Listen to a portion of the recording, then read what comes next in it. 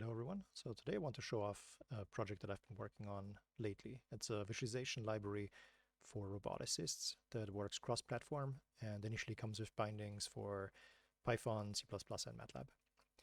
So if we look at the Python version first, I set a dark theme because that's nice. And then the main entry point is a window and everything is fully type hinted, so it's easy and nice to program in.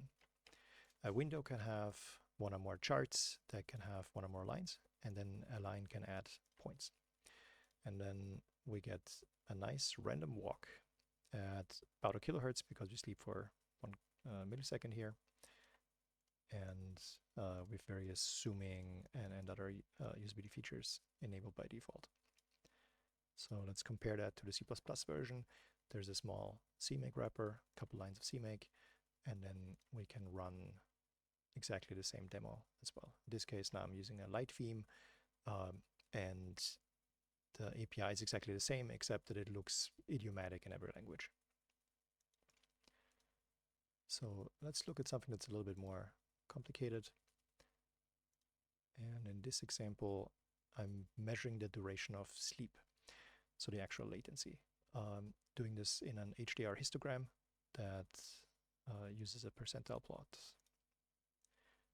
And I can set a target and reset timer. So in this case, we can see that we provide some usability or convenience functions in the library that let you do 10 kilohertz loops directly on Windows.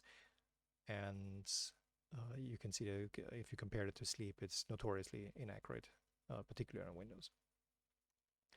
So lastly, let's look at the MATLAB version. And that looks almost identical to the Python version, also with the same properties and setters and so on. And we can run that, and now we have a chart in MATLAB, nice random walk. And the entire library is actually completely asynchronous. So whatever methods you call, like, you will never block your main thread. That's one of the main problems with the, let's say, single-threaded languages. So I can actually fully disable this pause and then just run as fast as MATLAB can possibly run. So this is in the megahertz, like millions of points per second. Of course, we need to make the buffer a bit larger, but then we can render massive amounts. We also have some 3D abilities in there. And here I'm loading a scene with 3 different kinds of robots. Think of this, it's like a robot description format, similar to UDF, just slightly different. A little bit more geared towards modular robots, but anyways, similar.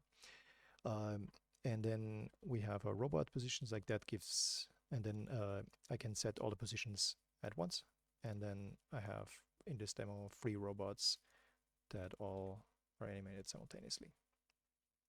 But, what if that is not enough? Then we need more.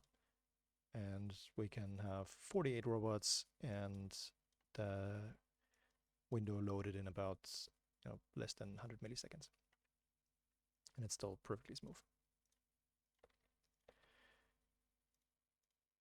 We can also embed this in other UI frameworks. So in this case, it's WX Python, but it could really be anything that can take screenshots. And this is doing asynchronous snapshots at every frame, and then basically streaming that into the WX Python UI. And then we can stream events back, and we can actually get bidirectional support, so we can have zooming and like mouse events and so on in there. We can just render it off screen, and it looks like it's basically a standard 3D window directly in WX Python, even though it's all just images. Lastly, let's look at the layout example. And here we have a few basic controls. You can detach it from the main window. And so imagine your roboticist, you want to have some, tune some control loop, set some amplitude, set some frequency, and you can react to the changes live. Maybe change the theme and still running the robot visualization. So let's slow that down a bit to something reasonable. And then let's talk about styling.